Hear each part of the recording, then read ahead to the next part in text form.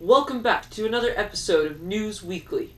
Today, we're going to be talking about the popular craze and toy that's taken over the internet and the world.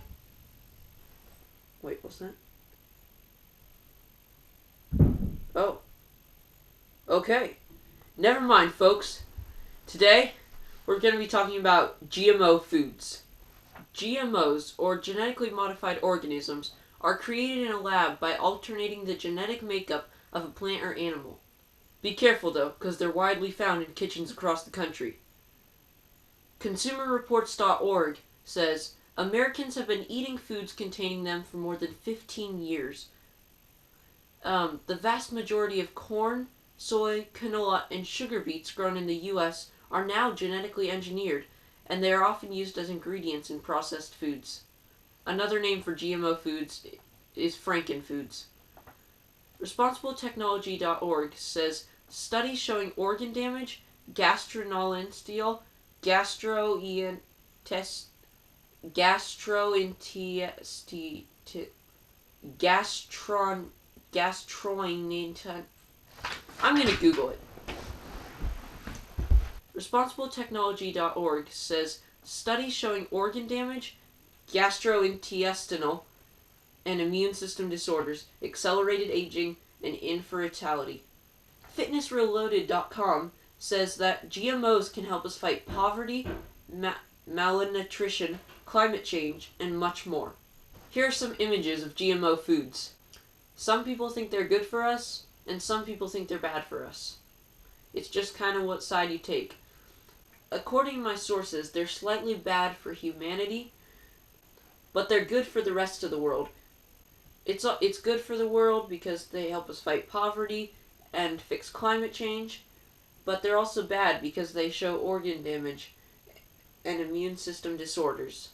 Now we're going to show you a quick little presentation to give you the idea of what GMO foods are.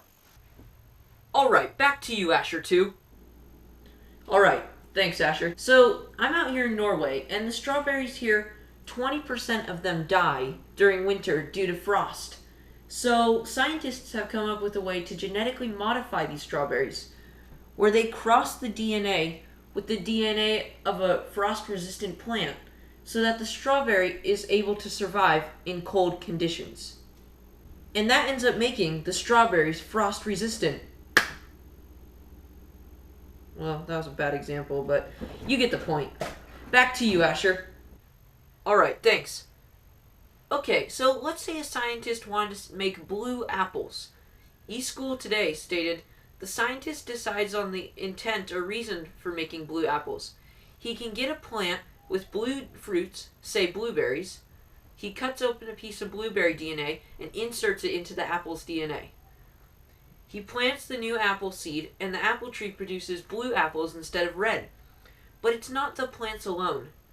If he wants a cow to have some desired traits such as high milk production, he can get the DNA of a cow with that trait and fix its DNA into the new cow, so that the recipient cow will have a high milk production rate. Another example of this is a jellyfish that has neon light in it. And when you take some of the DNA from that and put it into a zebrafish, which is normally just a gray color, its offspring will always be glowing like the jellyfish. In conclusion, making crops and animals with better qualities is what drives genetic engineering today. Thank you for listening. Asher signing off.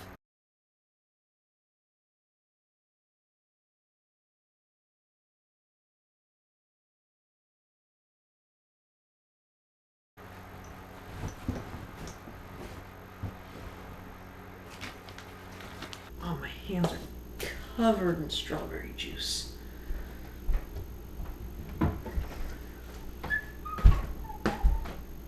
And I dropped the towel. That's great.